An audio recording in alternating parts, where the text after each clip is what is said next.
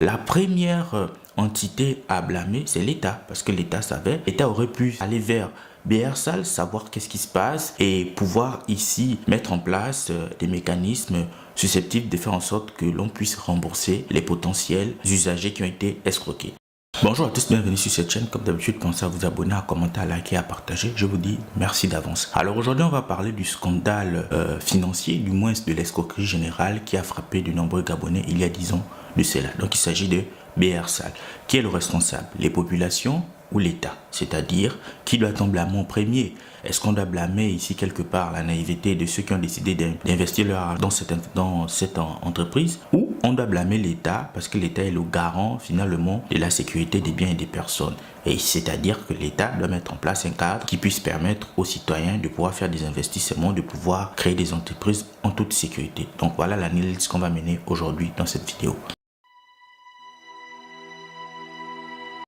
Alors, lorsqu'on aborde la question des BRSAL, d'entrée de jeu, on doit fondamentalement s'intéresser au rôle de l'État. Comme je le disais, c'est l'État qui garantit la sécurité des biens et des personnes, donc quelque part qui garantit aussi l'investissement que les Gabonais pourraient faire. Donc selon Maïs Mouis, l'économiste gabonais, l'État savait, connaissait les activités que BRSAL menait. Donc l'État était en capacité de pouvoir s'intéresser à ce que l'entreprise pouvait faire, c'est-à-dire savoir si l'entreprise fait dans la légalité, si l'entreprise ne pourrait pas ici escroquer les potentiels clients, notamment les Gabonais. Donc à partir de ce moment, on peut déjà dire que la première entité à blâmer, c'est l'État, parce que l'État savait, l'État aurait pu aller vers BRSAL, savoir qu'est-ce qui se passe et pouvoir ici mettre en place des mécanismes susceptibles de faire en sorte que l'on puisse rembourser les potentiels usagers qui ont été escroqués. À partir de là, on peut parler donc finalement de l'accompagnement de l'État dans la procédure judiciaire engagée par les collectifs des Gabonais qui veulent ici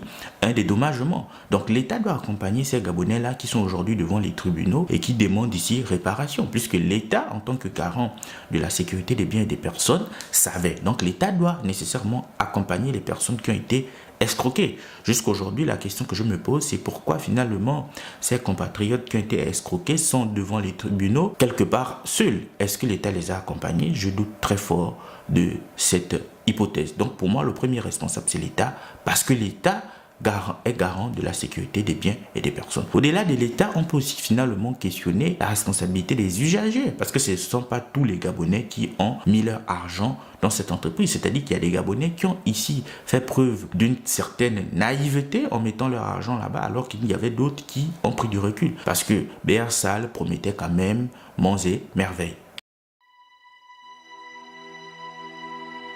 Alors, on peut naturellement ici questionner le rôle de l'État, la responsabilité de l'État, comme je le disais, parce que l'État est le garant de la sécurité des biens et des personnes et donc des investissements des uns et des autres. Mais on peut aussi questionner la responsabilité des usagers ou la naïveté des usagers, parce que BRSAL promettait des taux d'intérêt quand même assez étranges, voire anormaux. C'est-à-dire que les uns aux autres auraient pu se dire que ces taux d'intérêt étaient quasi anormaux, et à partir de là, ne pas investir de l'argent.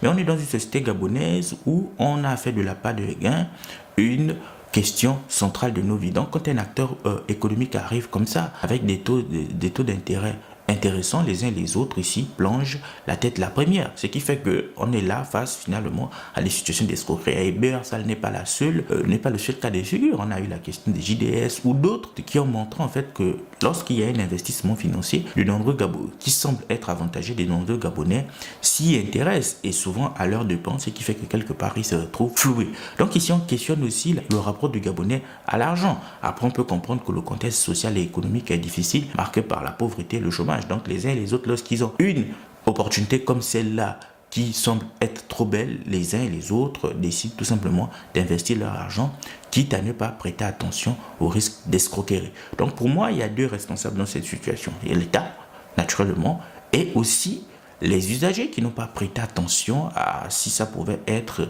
une escroquerie ou pas. Donc la question des BRSAL ici nous questionne finalement sur notre rapport à l'argent en tant que Gabonais et surtout nous amène aussi à nous méfier des investissements douteux. Je le dis pourquoi? Parce que comme je l'ai expliqué précédemment, il n'y a pas eu que BRSAL, il y a eu JDS. Donc à chaque fois qu'il y a un acteur économique qui se présente avec un système financier assez étrange qui puisse permettre aux uns aux autres d'avoir de l'argent, les gens s'y intéressent et mettent leur argent. Il y a quelques mois encore, on parlait du fameux jeu qui consistait à élever des animaux. En tout cas, c'était aussi là une pyramide de Ponzi. Donc les uns et les autres n'ont peut-être pas ici vraiment conscience de ce que ça peut entraîner un investissement financier. Donc merci d'avoir regardé cette vidéo. On se donne rendez-vous dans un prochain numéro.